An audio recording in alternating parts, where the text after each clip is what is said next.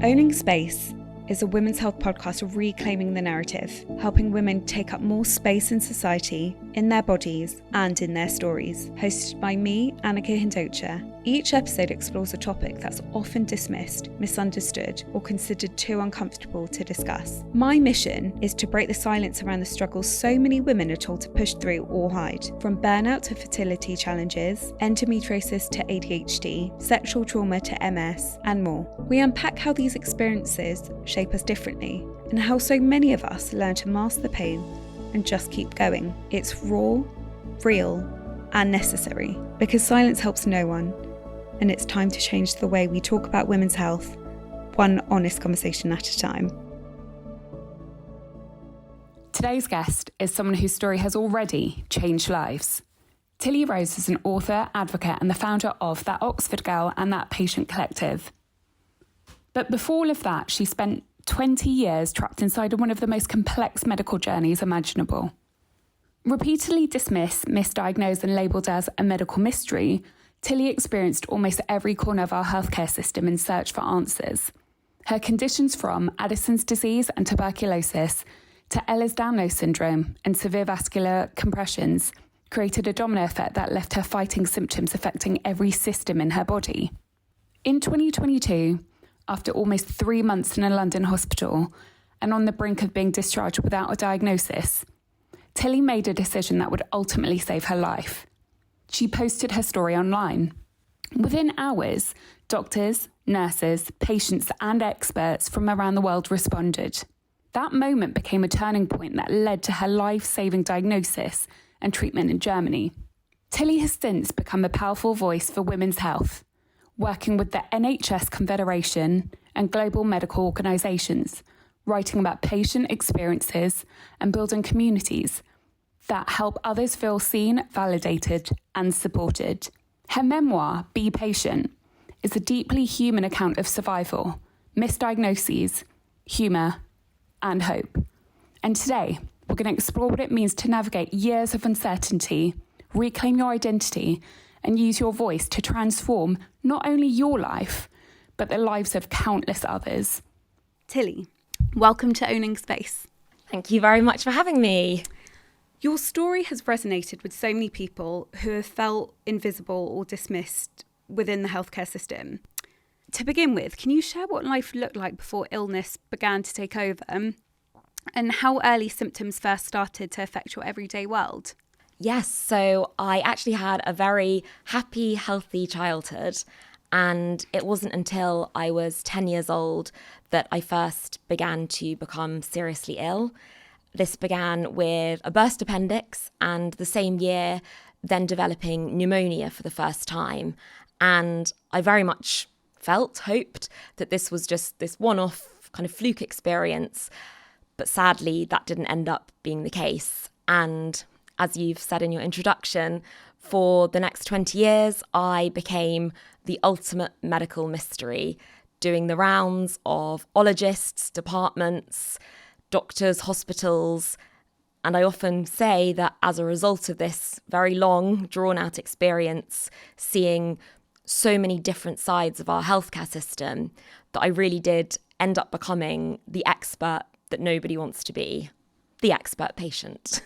You spoke about your burst appendix, and from, was it there, around the age of 10 to when you went to university? Yeah. Was there anything else dramatic within those years closer to uni, or did it kind of kick off then? No, there was drama through that period. Mm-hmm. And as you say, it's a very difficult time to be struck down with symptoms that nobody can explain. I also was navigating this concept, which I hear from a lot of patients, of having what for the most part during that time was an invisible illness that makes it very difficult for people around you to understand. During that point in my life, I was also so desperate not to be labelled. I wanted to be known as Tilly, not Tilly the patient, mm-hmm.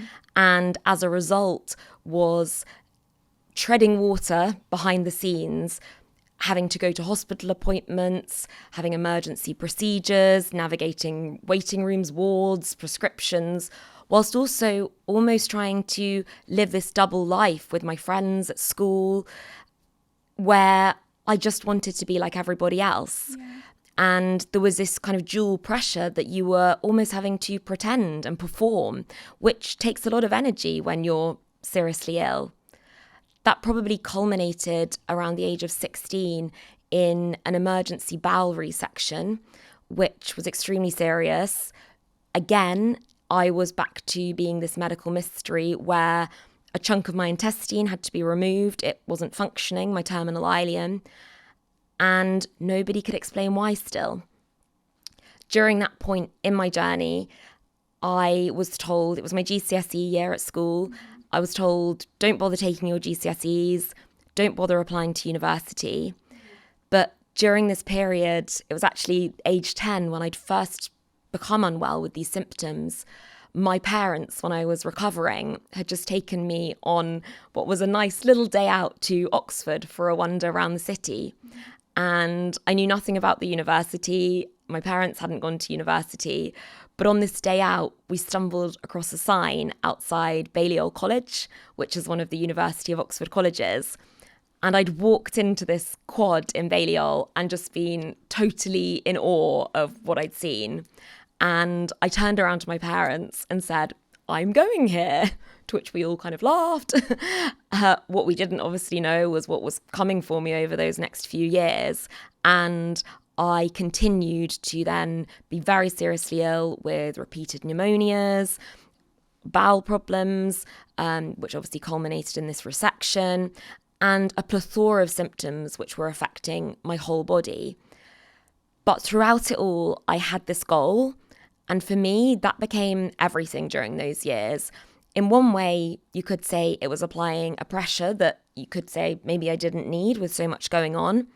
But I actually find that when you talk to patients, having a distraction and a goal outside of patient life, for me, proved so important because it meant that the patient part that I was so desperately not wanting to be a part of didn't then become my whole identity. I had this other goal that I was working towards. And very excitingly, I went on to read English literature and language at Jesus College, Oxford, which for me was an absolute dream come true. And after all those years of hell navigating the healthcare system, I really felt that at the end of it, there was this real sense of achievement, that I had something to show for those years when it would have been very easy to have given up and give into it.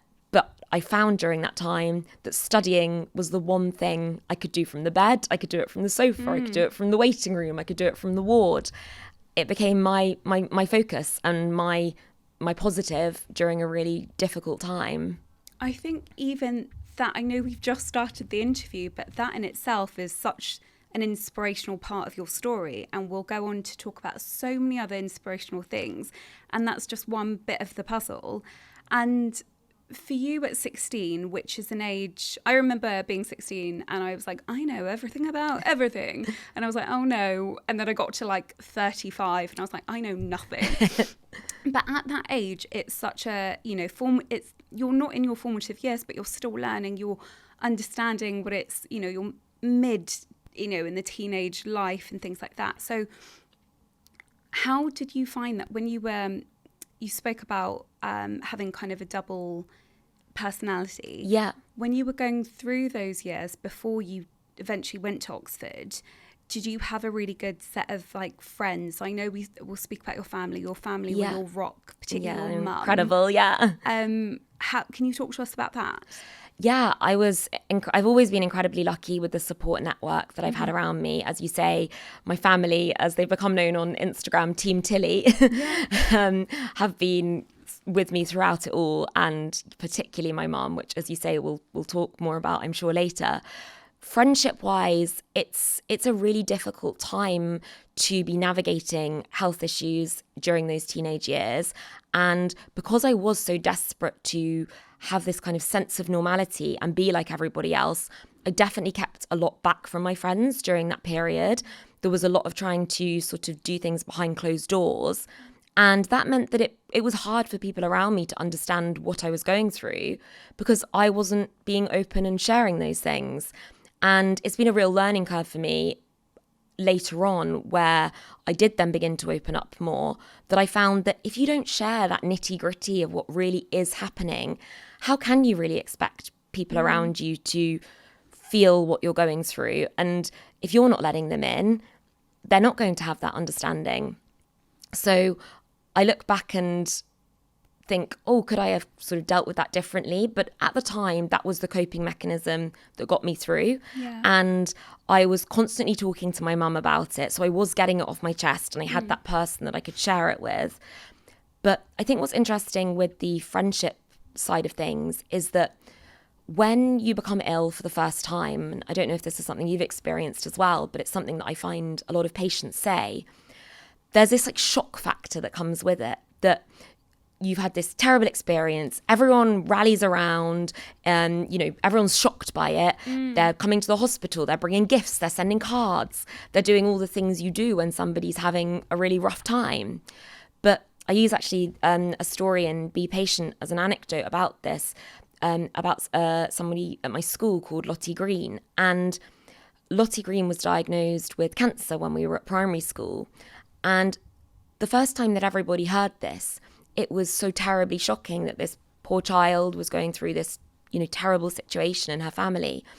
And there was this really overt response where everyone was sending gifts and cards and balloons and talking about it at the school gates. But then when Lottie Green's life continued to be that, because she had ongoing health difficulties, ongoing treatment, it was then sort of a case of, oh, Lottie Green's back in hospital again. And it was that again that almost started to become a bit blasé, like it wasn't as bad now for her because she was used to it.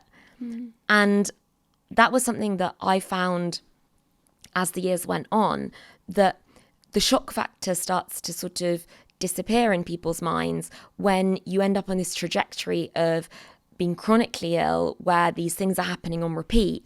And sometimes the cards, the gifts, the texts, the kind of sympathy then begins to dwindle a bit because it just becomes part of who you are. And I think with that message, if you've got anyone in your life who's going through something like having a long-term or a chronic illness, I often use the analogy, imagine being stabbed with a needle once. That hurts. Nobody likes having that happen to them. But imagine being stabbed with a needle 100 times. That hurts even more. And if you sort of stop and think about that, it's no better the 20th time you end up in hospital. In many ways, it's worse. You know what to expect. You know the trauma that's coming for you. You are anticipating it before it happens. And fundamentally, you're having to go through it on repeat.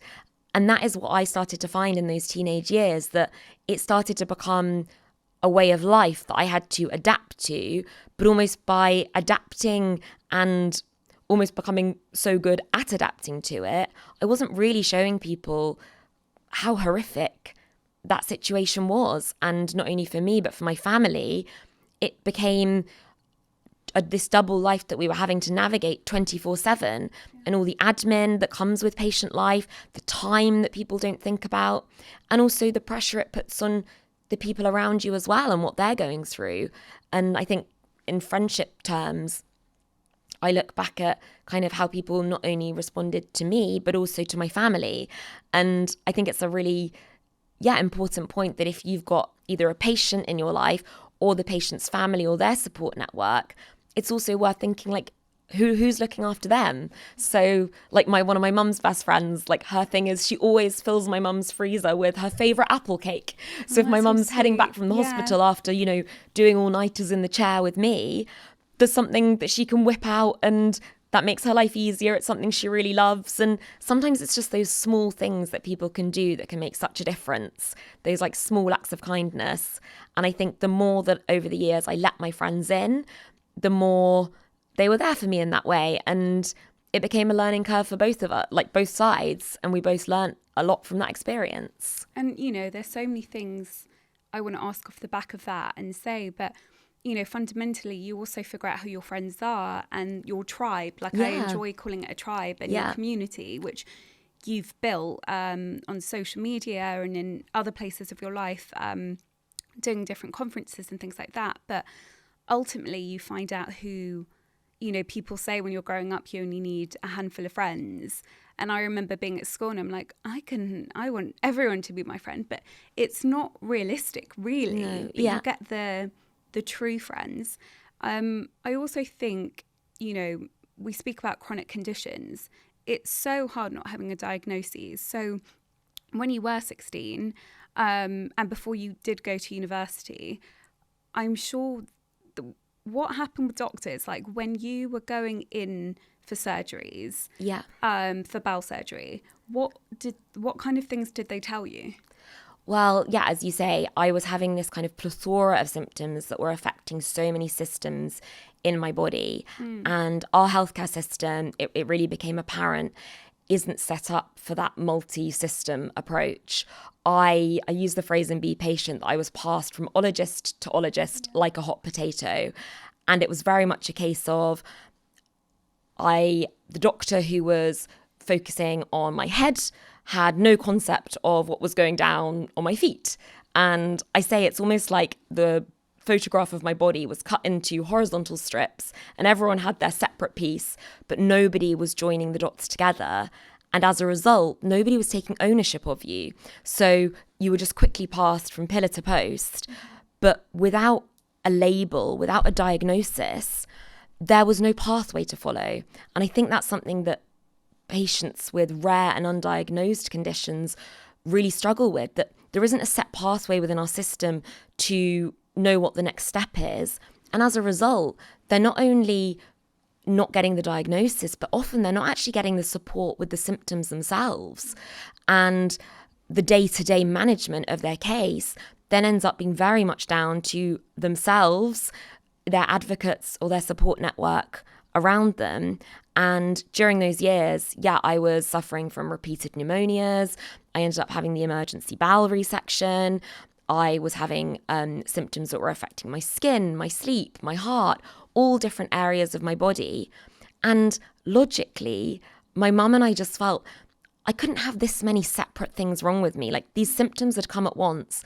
There must have been some overarching reason how I'd gone from this happy, healthy child to suddenly being struck down with all of these chronic symptoms. And whilst the different labels came over the years, it just didn't feel like anyone was bringing the whole picture together. At the end of that, that kind of part of my journey, whilst I was at university, I found out that I'd actually been living with 13 years of undiagnosed tuberculosis, which had stemmed from drinking unpasteurized milk on my great aunt's dairy farm when I was 5 years old. And it was kind of this crazy story that everybody kind of thought everybody else would have looked into something like that with the symptoms I was displaying. But this very nature of kind of being passed around the system meant that actually some of the fundamental tests hadn't been done. And whilst that sadly didn't end up being the end of my journey, it was a pivotal point in my journey which connected to lots of the subsequent diagnoses. And fundamentally, it was the weight loss that stemmed from the TB that triggered a lot of the health problems that I went on to have in the future. And in that sense, my story sort of seems extreme and unique, but actually it was, as we'll discuss probably as we go on, it was something that could have happened to anyone. And it showed me that this kind of life of being a patient is something that none of us know whether or not that's going to be around the corner. And fundamentally, we are all patients at some point in our lives. Of course, yeah. And this journey that I've been on has been a long one and such a roller coaster. But I have now heard so many other people's stories. And like we've spoken about your story, and when I meet people, everyone has a tale to tell, whether it's the fact that they've been to the GP once or they've had a loved one who's been in the system. It's going to touch all of us. And as the years went on, it made me more and more determined and passionate to change patient care, because I continue to see so many things that I say I can't unsee. And you're doing it, and honestly, you're such an inspiration to me, and I know you're following. Can you bring us back to that diagnosis of TB? Because I know that you had some smaller diagnoses before that point, but nothing was concrete, and that's a huge diagnosis. Yeah. And what I wanted to ask off the back of that is, within that story, shout out to Tilly's mum, who has always supported you, but very much so within that diagnosis, she realised something wasn't right.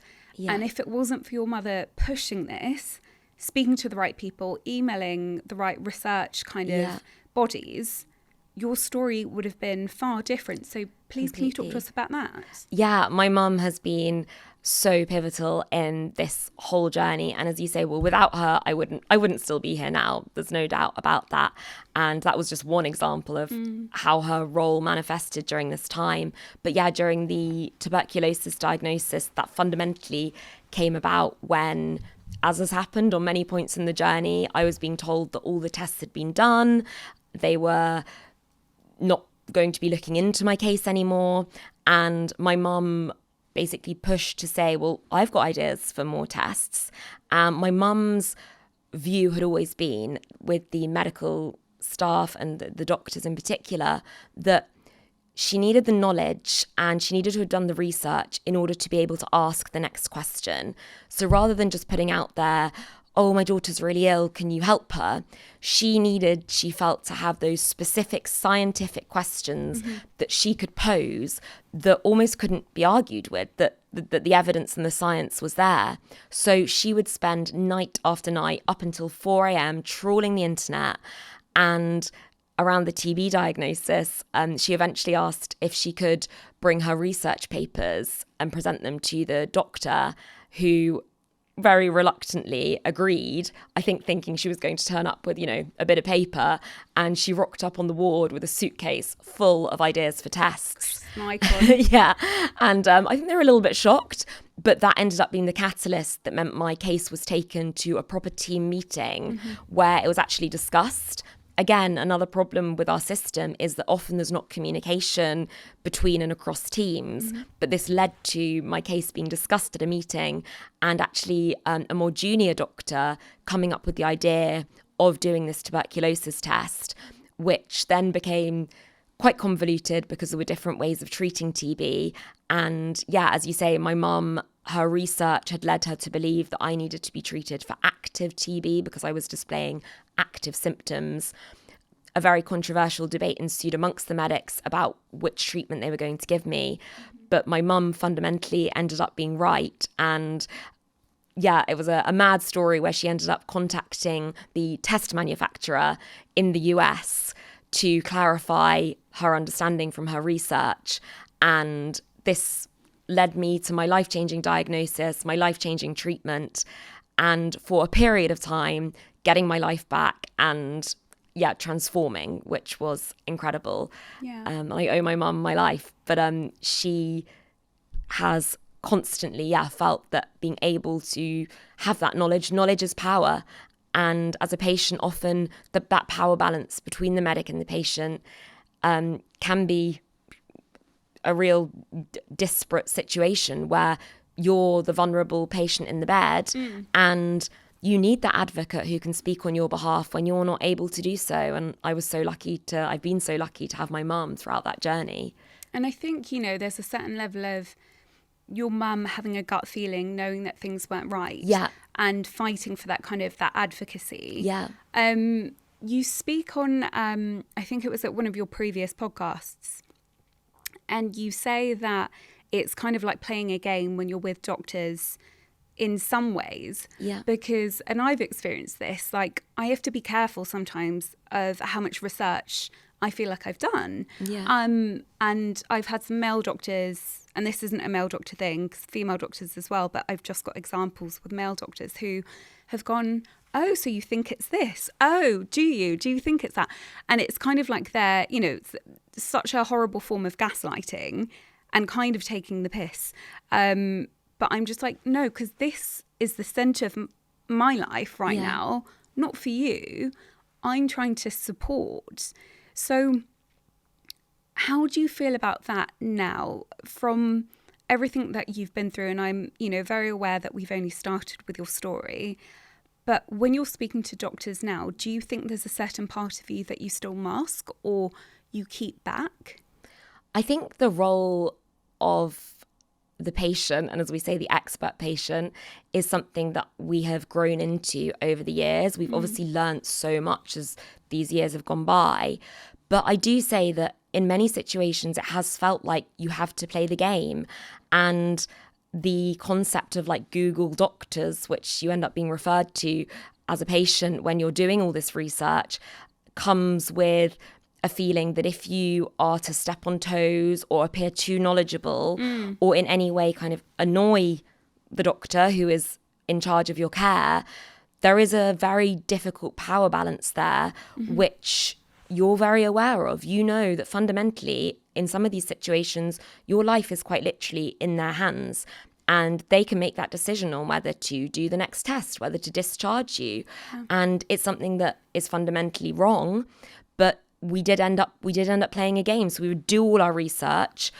We would make sure that we felt like we had all our evidence. But then we would have to be very careful in how we posed those questions to the doctors. And often our way of doing it was posing them as questions, as logical questions that were very well researched, that hopefully we were always just trying to kind of, I guess, prick their thinking and hoping that maybe if we could do that, it would allow us to have another option rather than the door being closed. But what was sad was that you didn't always kind of get that response that I think from the outside people might expect that you would get. Yeah. And as the years went by and I ended up with further symptoms that didn't make sense, that didn't fit the textbook, I found that there was a real shift in how the doctors spoke to you. When you had a very clear label and a very clear diagnosis, they had a very clear pathway to follow. But when you didn't, it almost started to feel in some situations like you were in some way to blame. And I used to think, isn't it worse that you're dealing with these horrific symptoms that nobody can explain, therefore nobody can help you with? But rather than evoking more sympathy, it actually seemed to evoke a lot less. And that was where, sadly, and I've heard from so many women, which is, as you're touching on, there was often then a shift to, if we can't find a physical reason as to why this is happening to you, there wasn't the thought process that maybe we haven't just done the right tests, because look how many tests are out there. They couldn't possibly have done them all. There was a shift to, oh, maybe this is all in your head. Yeah. And that was a jump that I think massively needs to change within our healthcare system. And I say that I never blame any doctor for not finding it, for not giving me my diagnosis. My case was complex, and the same goes for so many other patients. But I did blame them for the way that they started to speak to me, because there's no reason to not be kind to anybody, but particularly to somebody who was going through such a tough time. And that was the bit that, I found really, really unforgivable. Did you ever feel that medical professionals thought that you were making things up or exaggerating? I think what would happen was this kind of shift from day one, where it felt they were taking your case very seriously. And a good example of that for me was probably later, when my health reached a crescendo, in which you mentioned in your introduction, in 2022, when I was in this London hospital. And I was in that hospital for almost 3 months. And when I first arrived there, there were doctors who were coming, and they were quite literally crying at my bedside as I was having these seizure-like convulsions that were happening every few hours. Again, multiple parts of my body were being affected. I had swellings all over my head. I had rashes coming up my feet that were burning and absolutely, raging, disgusting to look at. I had very visible physical symptoms, but nobody could explain them. And I had these rising lactate levels, which, if any medics are listening, will understand, of up to 11, which were life-threatening lactate levels. I was told I should be dead. So there was this fear surrounding what was going on with me at the beginning. And I had doctors saying, we're going to do so many tests, we're going to solve this really positive attitude that we were like all in this together. But as that admission progressed and more tests were done and they couldn't find the cause, there was this shift from tears at the bedside to doctors beginning to use the language perceived inability to walk, perceived paralysis. Wow. And I remember picking up on that word perceived and again questioning the logic, saying, how can this be perceived when it's so overtly visible? I'm telling you that my feet are burning. Look at them. Yeah. And on my Instagram, you can see the photos of me in that hospital.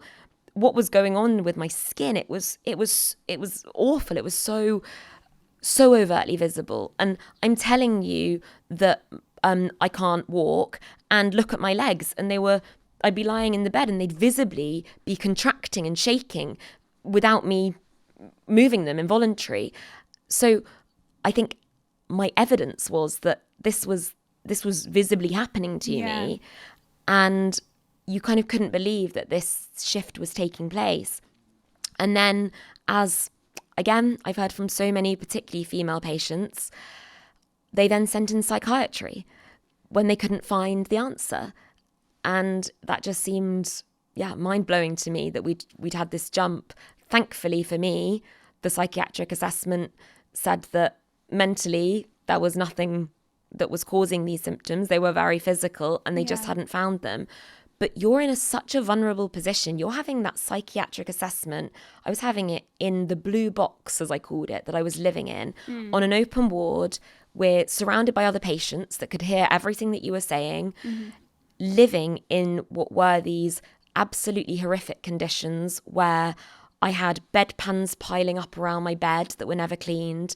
I had a window blind that for months on end never opened. I had patients climbing into my bed in the middle of the night. I had patients dying in the beds next to me. Yeah. And what does that do to somebody? And then you've got a psychiatrist asking you about your mental health.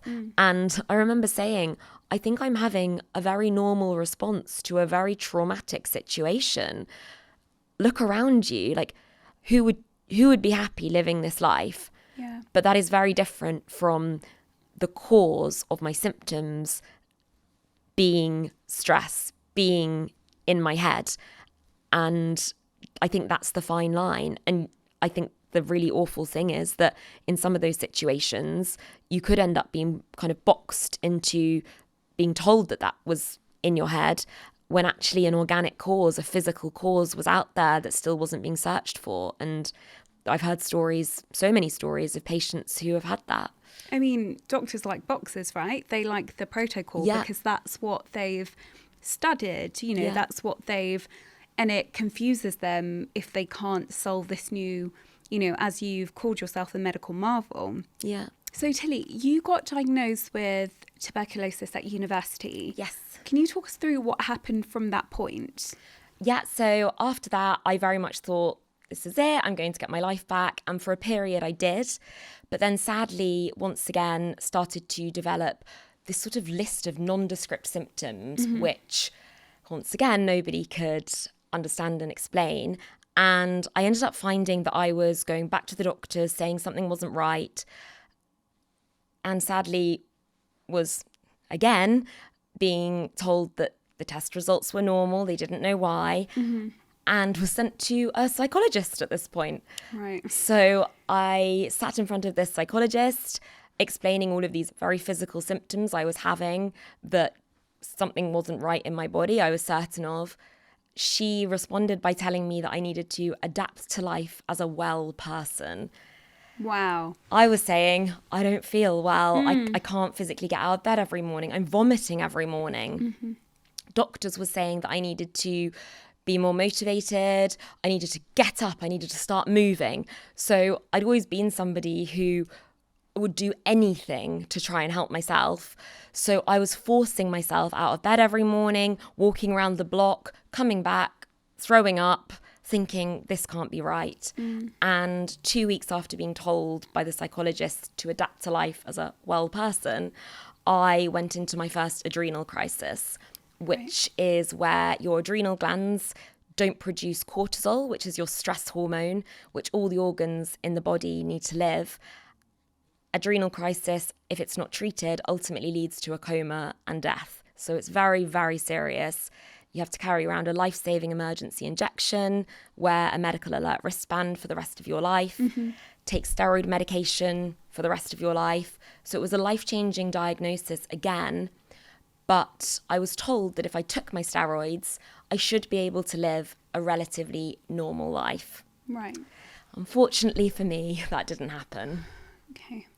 And then, so that was, and this was all whilst you were at university? This was after university. Okay. And were you active? Were you in hospital every day at that point, or were you going back and from? Back and forth. Yeah. When I went into my crisis, you have to spend time as an inpatient, being pumped full of steroids. And these adrenal crises, for me, became more and more frequent, where it was becoming in and out of hospital all the time, requiring emergency meds. So again, hospital patient life was becoming a big part of my life again. I want to talk to you about something specific, which is in your book. Firstly, a shout out to your patient survival tips, because that's really helped me. Obviously, I know that we've spoken the other day about I've had my own medical journey, and my followers will know as well, but the patient survival tips that you have in your book at the end of each chapter really can relate to anyone who's going through hospital visits or any kind of misdiagnoses. So thank you so much for that, because I'm going to get my highlighter out and look at them all the time. One thing that you did say in your book, and it's a doctor who said to you that they needed the bed, or the bed that you were on, for a different patient, and they were going to discharge you to comfort care. I know there was a pivotal moment, which was in 2022. Can you speak to us about what happened in that moment? Yeah, so after I received this Addison's diagnosis, I then obviously, as I explained, didn't manage to get this steroid. The steroid didn't change my life. It didn't manage to get my symptoms under control. As the years went by, things continued to deteriorate. And this reached a crescendo in the summer of 2022, where I was admitted to a London hospital for almost 3 months. I arrived at that hospital in a really, really terrible state. I was having, again, extreme symptoms that were affecting every part of my body, seizure-like convulsions every few hours that nobody could explain. I started that admission in a desperate state, but full of hope that I'd found a medical team who were going to do lots of tests and were going to try to help me. But as that admission progressed, it became apparent, as was this pattern that I'd witnessed in our medical system, that I wasn't fitting the textbook. And as a result, the care, the interest in my case began to dwindle as time went by. And that then culminated in, as you say, this night that I will never forget for the rest of my life, where I was told that all the tests had been done and that I was about to be discharged on comfort palliative care. That was a moment in my journey where all of this hope that we'd held on to for so long suddenly felt like it had all been snatched away. But my mum and my family couldn't get their heads around the idea that you could discharge somebody on palliative care when you didn't know what was wrong with them. A diagnosis hadn't been made. I'd been told I had these life-threatening lactate levels. I had these overtly visible symptoms that were going to be impossible to manage at home. And in that moment, out of sheer desperation, I decided that I had nothing to lose by sharing my story, sharing my symptoms on my Instagram at that Tilly Rose, and asking if the world had any ideas. And it turned out they did. The world answered. This post ended up reaching people from all corners of the globe, professors, PhD students, patients, their families. Got in touch with test suggestions, diagnosis ideas, and treatment options. And my mum, who had really been like my medical detective through this whole period, she compiled all of these ideas into this master list. And she spent the next year researching every single one. There was one idea that she kept returning to, and it didn't quite fit with all of my symptoms, but it did fit with a lot of them. And this, to cut a very long story short, ended up with, in November 23, us boarding a plane to Germany to have a very specialist scan that she'd read about in her research papers. And that was the moment that I received my life-saving, life-changing diagnosis of what turned out to be multiple vascular compressions, which meant that the major blood vessels in my body had become squashed and blood wasn't flowing to vital organs. And it fundamentally turned out that this was caused by underlying Ehlers-Danlos syndrome.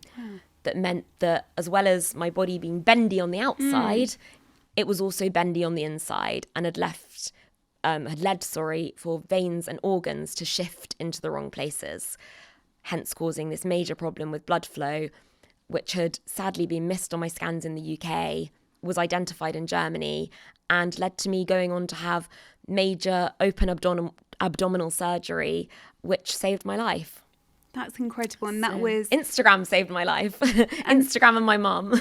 You've explained to us that eventually you did get diagnosed with several conditions, which must have been so overwhelming for you. But can you tell us in which order, chronologically, they all kind of appeared or they were diagnosed? Yeah, so my story from the outside can sound quite complex in the sense that I had all these different labels applied to me over the years, but actually I describe it as the perfectly imperfect storm because it was ultimately a domino effect where everything ended up connecting. But it wasn't until much later in my story, when the medical mystery was solved, that all the pieces of the puzzle were put together.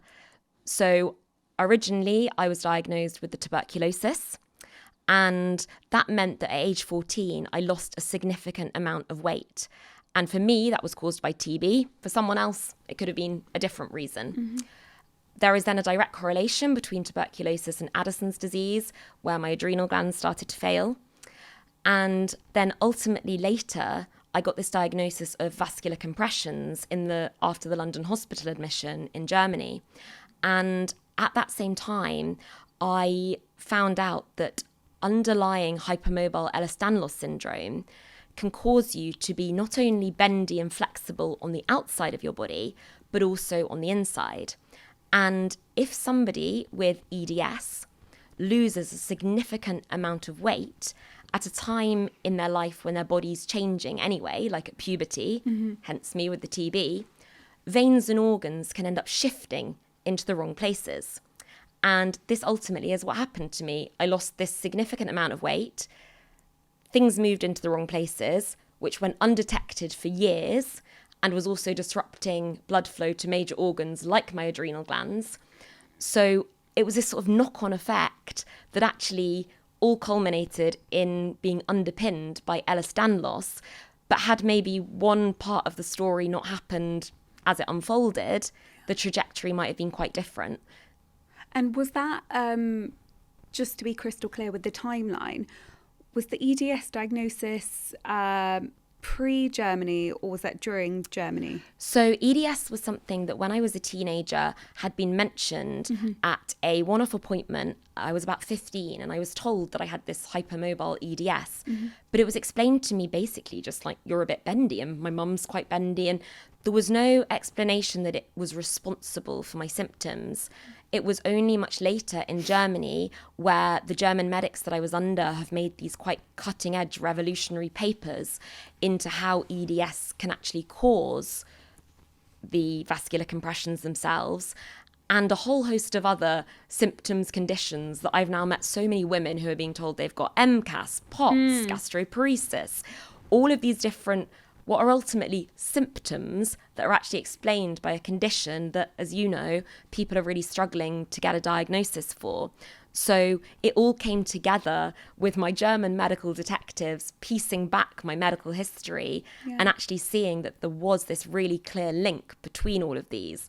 And as I always said, I can't have this many separate things wrong with me. There's got to be a connection. And there was. In a certain way, do you feel validated since when you did get those concrete diagnoses? Do you feel, was it more overwhelming or less overwhelming when you finally got the diagnosis?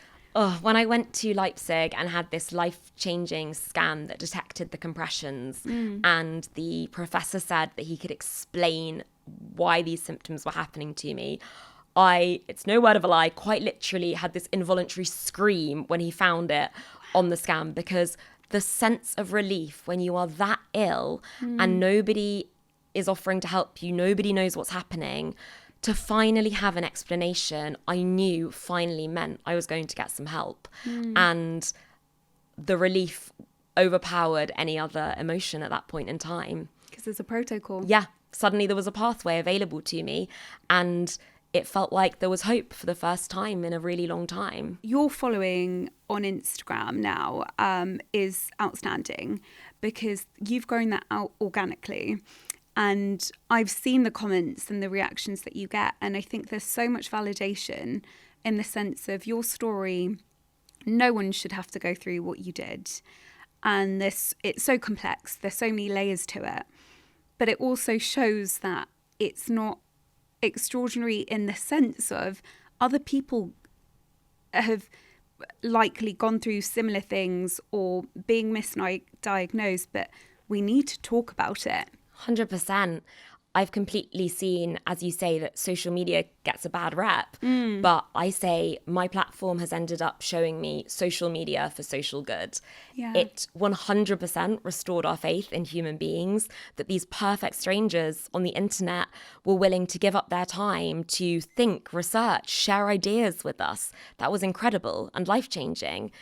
But it also showed me that social media has the power to open up healthcare conversations on this global scale. And as you say, my story might seem unique, might seem extreme, but when I started to share it, and I share it in chapters, so I write chapters as my Instagram captions, and it was almost like turning this horror story, but also a story of love, hope, heartwarming, heartbreaking moments, the daily reality of being a patient. I started sharing in chapters that became like this storybook that was unfolding. And I say I was writing it as the writer, the author, the narrator, but I didn't know the ending. But I forever manifested that it was going to be a happy one. And what I found was that I was validating other people's daily reality. So as you say, all of these patients and their families were getting in touch and saying, this is the part of my life that other people don't see. And I was showing these quite visceral images, these raw moments behind the hospital curtain. But I was also intertwining it with these heartwarming moments with Team Tilly, my mum, my dad, my auntie, my boyfriend, where there was this image of love around the hospital bed and showing how much that meant. There were moments of hope where I was sharing that we had these interactions with staff members. It was bringing the human side of the healthcare system in. And it was the idea that, you know, we were living in this hospital, and in the London hospital, it was in many ways, you know, this traumatic horror scene. But within that, there was the maverick doctor who wanted to help me and stayed late after work to research my case. And the system was blocking him, but he had this brain and this heart that wanted to try and solve it. Or it was the cleaner, Mrs. Sharma, who every day made my mum a cup of tea. And by sharing those little moments, so many other patients and staff were getting in touch and saying, do you know what? It's so important as a staff member to know how much that means to somebody who's in the hospital bed. Or a patient then sharing their story about the nurse that they remembered who, I don't know, bought them a cupcake the day that they were having this terrible day, and how those little moments meant so much during those tough times. So it was this human element that was being shared. But also, as a result of sharing it, I think it became, and it's become, empowering for patients who are now getting in touch to say that as a result of following my page or reading Be Patient, they've gone on to receive their own life-saving, life-changing diagnoses. And when we were in Germany, my mum and we were there in the end for over 18 months. And we met people from all over the world who were flying to this very specialist clinic for this vascular compression operation that they weren't being offered in their own countries. And we met so many, particularly mothers and daughters, because this was a condition that fundamentally, or a lot of the time, affected young women. it opened our eyes to the fact that we'd had this battle for years as a mother and daughter pair, of this battle to be believed, diagnosed, and then treated along the way. But it became clear, and it's become clear from the Instagram, that we were so not alone on this journey. And we met young women who, for instance, there was one girl from New Zealand who she was self-catheterizing over 30 times a day and being told by doctors in her own country that she was refusing to urinate.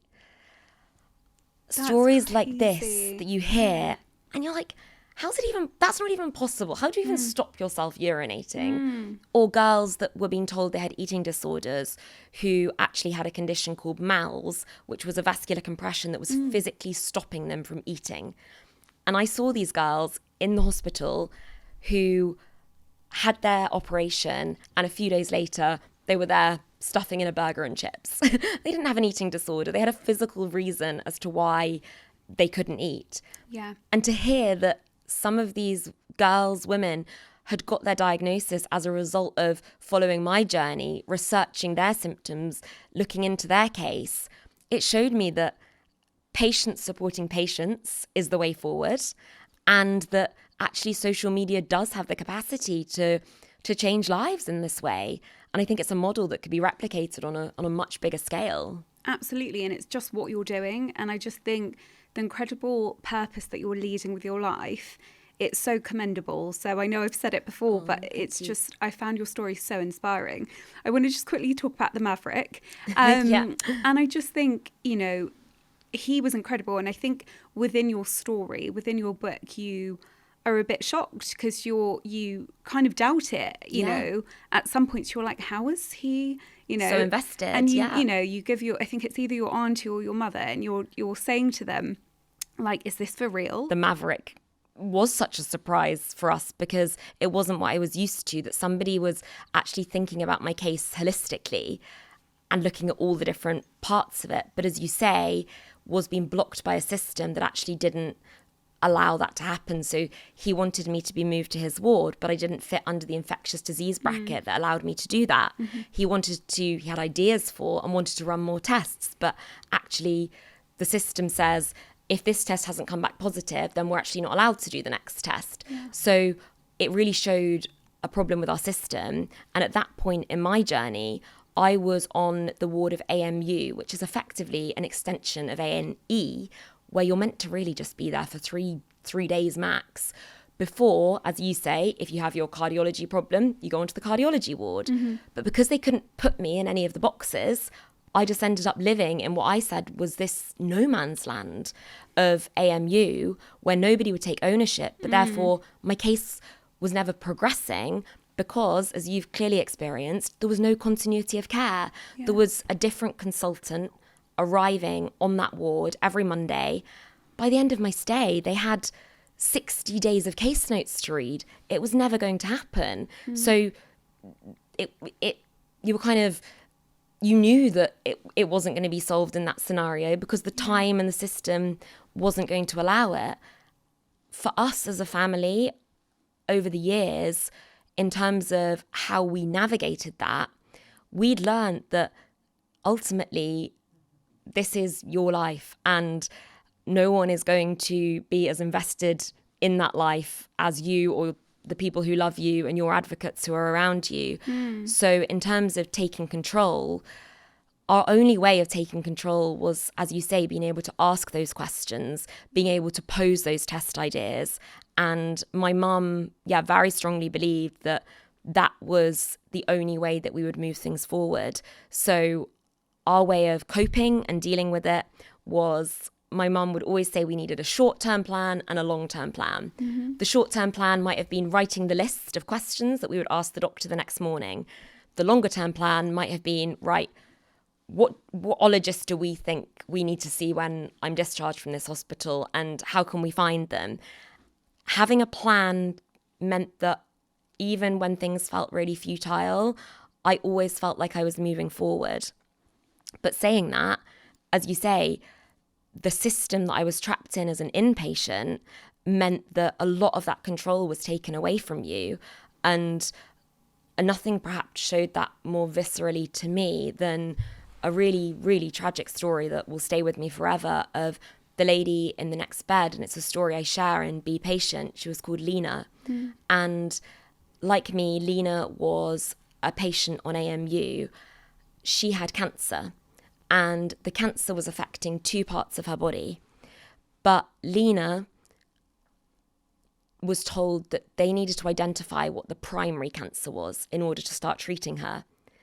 Lena's family, like my own, were at the bedside researching, posing questions, loving her, caring for her, doing everything they could to support her. What really screamed out at me about Lena's situation was they did know what was wrong with her. They knew she had cancer, something that, as we know, affects so many people. And yet we were back to this situation where her body was, they were trying to put her body in a box, and it didn't quite fit because they couldn't work out which was the primary cancer. Rather than just thinking, do you know what, let's just get the hell on here and treat her, they were then paralysed by this indecision that didn't fit the system, and Lena didn't end up getting treated. And for the time that I was on AMU, she lay next to me for 6 weeks, quite literally withering away in front of our very eyes, and really tragically ended up passing away.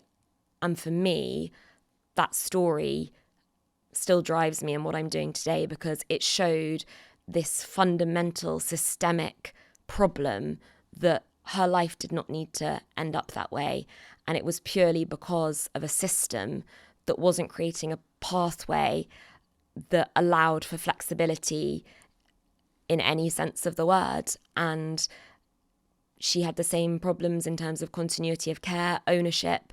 And I think that's a really important point to make, because some of these diagnoses you hear about, you can think, do you know what, that wouldn't happen to me. But I think we've all, in some capacity, whether it be ourselves or our loved ones, been touched by cancer in our lives. And it really just opened my eyes to the fact that that situation could have been, we could have all been Lena.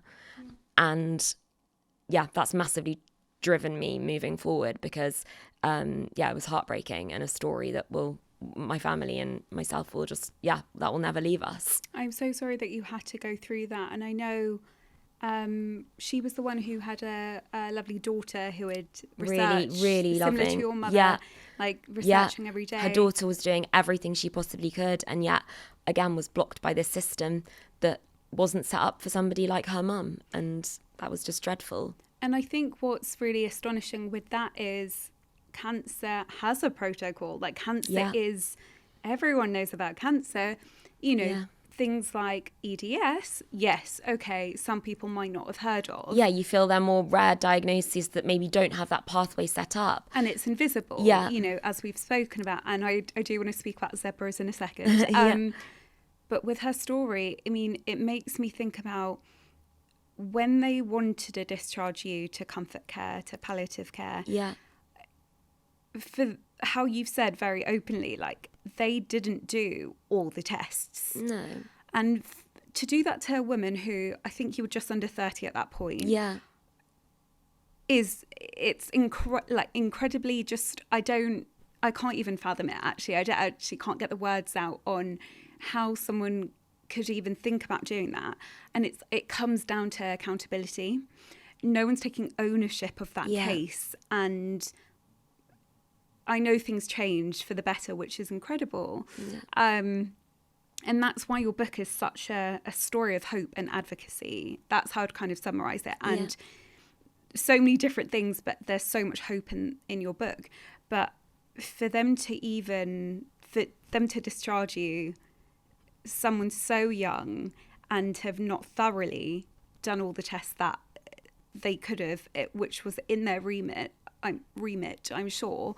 It makes me so sad. I would love to talk about your book now, your memoir, Be Patient. Be Patient, yeah. It's incredible. And as I've said, I've listened to it on Audible. I've got it on hardback now, because I'm hoping that I can have a little signing from you. Of course. The Tilly Rose after this. When did you start writing your book? Because I know that you spoke about manifestation earlier, which I'm all about, and I think that's incredible. And it kind of makes me think about when you went to Oxford with your parents and you were like, I'm going to go that here. goal, yeah. Yeah, and you Definitely did. so And you important. studied English literature at Oxford, which is one of the most incredible achievements. Like, not many people would say, I'm going to go to Oxford and actually do it. And I know that you started writing your book within the hospital, behind the curtain. Yeah, behind the curtain. So can you talk to us about that? Yeah, so the book came about during an admission when I was in hospital during COVID. It was obviously a time that a lot of people will remember and be able to relate to, where you couldn't have any visitors in hospital. So I was there on my own for around a month. And I just read Adam Kay's This Is Going to Hurt, which your listeners might be aware of, is a memoir written by a junior doctor about his experience of life as a doctor working in the NHS. And I read this book and I thought, there has to be a patient reply to this. And I am the expert patient. I feel I've seen it all.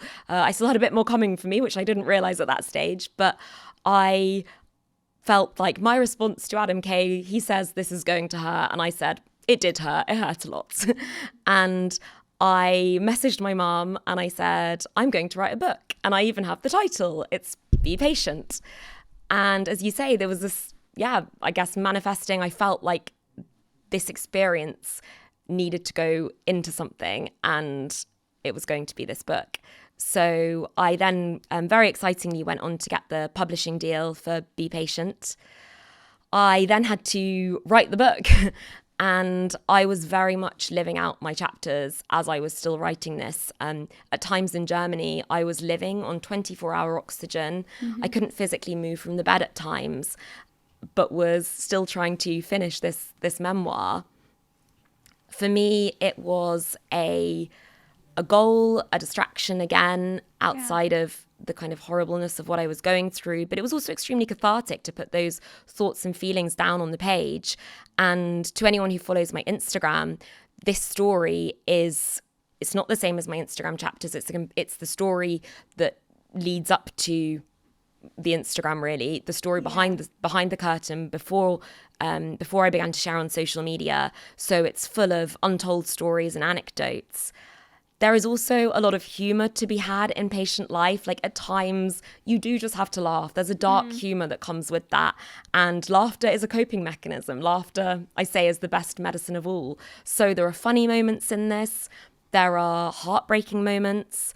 There are stories of my family and our relationships and how that all plays out around the hospital bed. There are stories about navigating chronic illness in a relationship.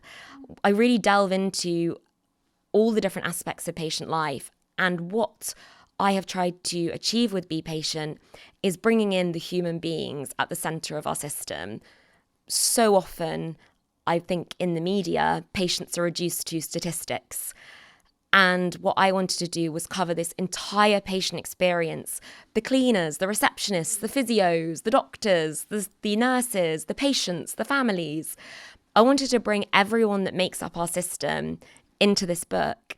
And what's been incredible has been the response to that, not only from patients who say that it's empowering, as you say with the survival tips, it's giving them the tips to navigate this journey, but also from medical staff who are saying it's actually given them a new perspective on thinking about that notion that they come into work and they stand at your bed for 5 minutes on the morning ward round. And if you think about the sort of the media and the way that junior doctors are, fighting for better working conditions, which I'm totally on board with, where does that leave the patient? They're there for that 5 minutes maybe, working in that condition, but at the end of the day, they can leave and go home. As a patient, you are stuck in that bed. So if your bed is surrounded by the moat of bedpans, if there are bedpans by the sink when you go to the toilet, if there are people climbing in your bed in the middle of the night, you can't escape. And I think that's what this has also kind of been illuminating for medical staff to see, is just giving them that fresh perspective on actually thinking about the patient as that human being behind the hospital curtain. And one of my big goals with the book now is to get the patient perspective on the medical curriculum, because as it stands, which is so relevant to the work you're doing with women in healthcare, I have gone through the various different reading lists for medical schools, and as far as I can see and I'm aware, there is no female patient perspective of our NHS on those reading lists. There are perspectives of doctors or doctors who are maybe patients as well, but that's a very different scenario to purely being a patient and being a female patient in our system. Yeah. And there are so many stories of women out there in these female, as we've said, experiences that I truly believe could change attitudes in medical education if medics and staff were to read those narratives as part of their training. I think it's as important as the scientific knowledge is actually that human emotional side of the people they're interacting with. I think that's I couldn't agree more. And I think, we've spoken about before that women are more complex in the sense from a medical standpoint, because there's not enough clinical trials which are done on women. Yeah. And this, I believe, is because women's hormones fluctuate from a day-to-day perspective. For the women that I've spoken to on this podcast before who suffer with, before the age of 35, one of my guests had to have a hysterectomy. And to deal with the loss of, not having children when you've always wanted children and things like that. But for these complex cases not to be, I guess, I don't know if it's research or it's the empathy or it's just something needs to change. Massively so. Yeah, I completely agree with you. And platforms like your podcast, I believe story sharing is how we do that. Stories have the power to change the world. I've seen that through sharing my own and Be Patient, through my own social media pages, and through the stories I've heard from other women.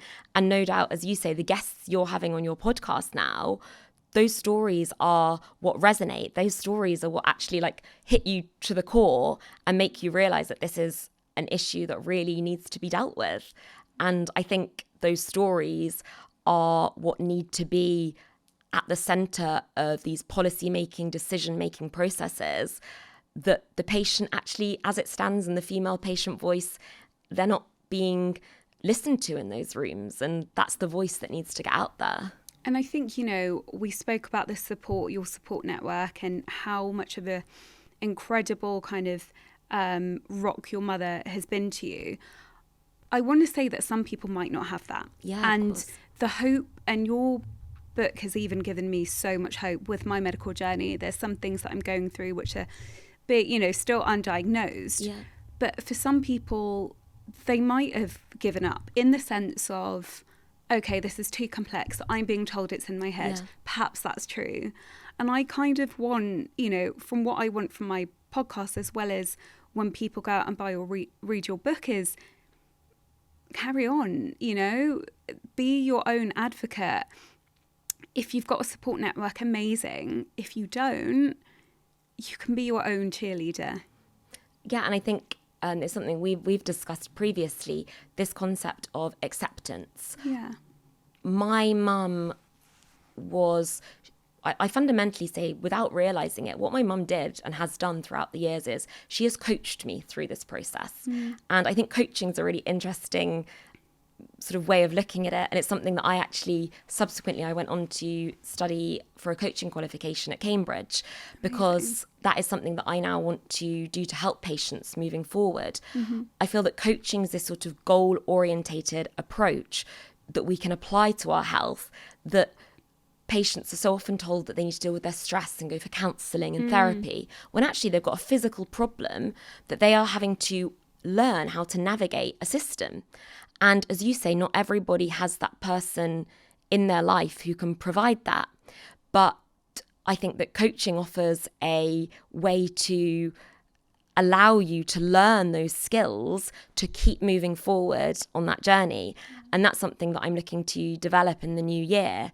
But as you say, if you don't have that person in your life, I hope that with these platforms, with hearing other patients' stories and engaging with other patient voices and using these patient survival tips, the biggest message, which is what you're saying, is if something doesn't feel right, even if a medical professional is telling you that, you don't have to accept it. And I would say, in that sense, you can always seek another medical opinion. And my mum was, or is, so wise in the advice that she's given me over the years. Her lines were, there is a reason for everything, which I'd say is something for patients to keep in their mind. Giving up is never an option. And her third one was, one person is all it takes. And I was incredibly lucky to have that one person as my mum. But for somebody else, that might be your friend, that might be your sister, that might be a member of staff that you find along the way who just happens to take that little bit of extra interest in your case. Whoever that is, and whoever can be that voice and that advocate for you, could end up being that tiny bit of hope that you can hold on to. And I think you don't know necessarily where you're going to find that, and you don't know when they're going to appear. But for me, along the journey, hope lay in people. Yeah. And it wasn't always the person that you necessarily expected.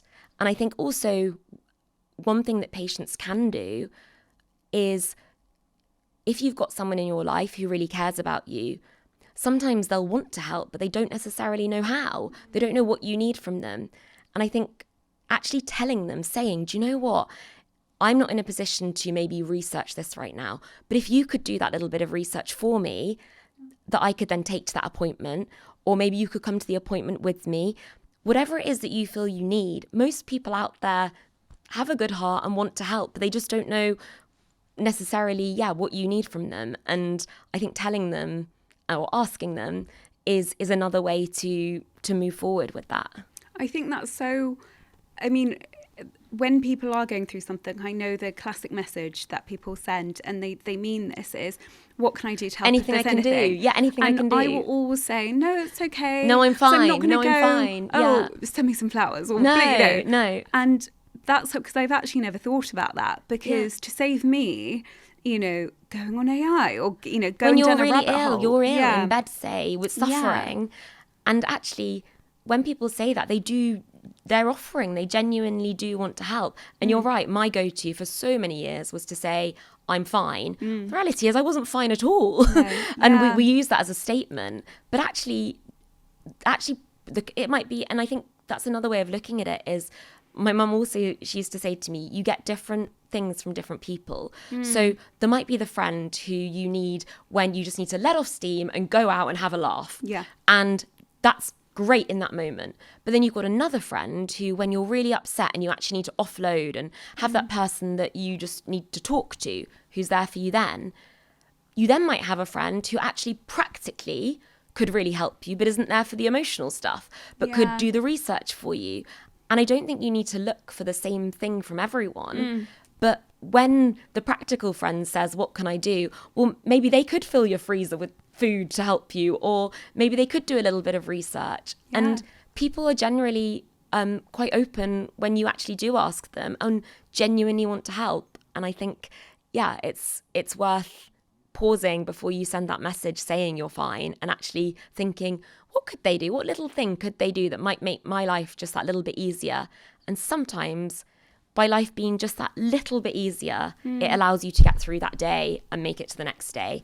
And sadly, when it comes to chronic illness and patient life, it isn't looking 2 years into the future. It's getting through each day and celebrating, as I say, those small wins along the way. And it's managing, that from a day-to-day, as you say, but it's also just giving yourself a break sometimes. For so long I didn't give myself a break, but it's the endo diet, I shouldn't be having booze, I shouldn't be having sugar.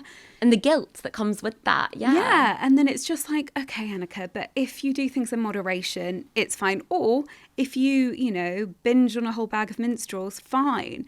Don't give yourself a hard time, because the worst is giving yourself that guilt around it, and just, as you say as well, asking people for help if you need to. I think you're right. The word guilt, sadly, is a word that I hear from so many patients, that because you do, to an extent, you have no choice when it comes to being very ill, losing a sense of your independence. You often are more reliant on the people around you. And I found that a really hard part of being ill to navigate, that sort of sense of control over your own life is something that you end up losing. And with that comes a guilt that you're becoming a burden to other people, or you're having to ask other people to do things that you feel you should be able to do. And it's something that I still deal with to this day, that I think within relationships, within friendships, within your family, that guilt it's a horrible feeling. And it's a feeling that you have to remind yourself. The opening line of Be Patient is, being ill is not a choice. You are not choosing this life. These circumstances have happened to you. You're finding a way to navigate them, but you in no way should be feeling guilty about the fact that they are happening. It's not your fault. And that's something, that choice, that word choice, I think is something that patients need to, I myself still have to remind myself of. I didn't choose this life. This life chose me, sadly. And there's something else that you say in your book, Be Patient, is, and I can't remember the wording of it, but it's around having a diagnosis is a privilege, and we deserve a diagnosis. And there was at one point, I think it was mid-story or earlier on, when you were still fighting for a diagnosis, but you were just like, I deserve this. This is, my right to have that. Yeah, along the way, I remember actually a doctor saying to me, I think it was before the London hospital admission, have you sort of placated yourself with the fact that you might never get a diagnosis, that, you've been searching for all this time and you've been this medical mystery? And my answer was no. I am going to keep going until I get that label, because I've seen how our healthcare system relies on labels, and I've seen how, sadly, as we've spoken in different ways today about, if you don't have that label, then the support in so many other areas isn't there. So this concept that I kept believing there was a reason for everything, there was a rational scientific explanation as to what was happening to me, which turned out to be true, I then saw how differently I was treated, what I was offered when I finally had the label to put to these symptoms. So I couldn't placate myself with being left in this no man's land. But as we said, the system, you brought it up earlier, this concept of the horses and the zebras, that at medical school, medics are taught, if you hear hoofbeats, think horse, not zebra. And the concept is that most patients will have a common diagnosis rather than a rare one. So often doctors' eyes aren't jumping to thinking that you've got this rare diagnosis that they haven't, seen in many cases before. They're looking at the common. But as a result, the zebras in our system end up being sidelined, dismissed, not offered the same resources, treatment, care as the horses. And again, that's something that I really feel does need to change. There needs to be a multi-system approach to different disciplines communicating on the zebras in our system. And those poor, beautiful zebras, because all we deserve is the same care as the horses. And, for a while, because I'm at the start of my EDS journey, I didn't understand why all the profile pictures on Instagram were zebras for EDS kind of societies. And then listening to your book, I was like, oh, makes sense. That's why everyone's a zebra. So we've spoken about your book, Be Patient, throughout the episode. It's out in hardback at the minute. Yes. So it's coming out on paperback at the end of January. Can you talk to us about dates and what else, can we expect from Tilly Rose in the next few months? So very excitingly, the hardback came out earlier this year. I had a fantastic launch at Daunt in Marylebone, which was very exciting. And as a result of Be Patient, which is very much part of my wider mission to impact patient care, I have since got involved in working with the NHS Confederation, global medical organisations and charities to give patients a voice and get the patient voice in these rooms that I feel can impact change. So the response to Be Patient has been incredible so far. And the paperback is coming out on the 29th of January, 2026. I think what I am delighted about with this is that I'm hoping it's the next stage of getting the patient voice to the masses now. So that will be available to pre-order prior to the 29th, and then we'll be in bookshops like Waterstones after that. And yeah, you can buy it on sites such as Amazon, Waterstones, Blackwell's. All of the links will be shared in this podcast and also are available to see on my Instagram. And it's also available for worldwide order from Blackwell's, which has been brilliant to see that it's getting this reception and response from people living in different countries all around the world. And has again opened my eyes to the fact that the challenges we're facing in our healthcare system here, they're happening everywhere. Yeah.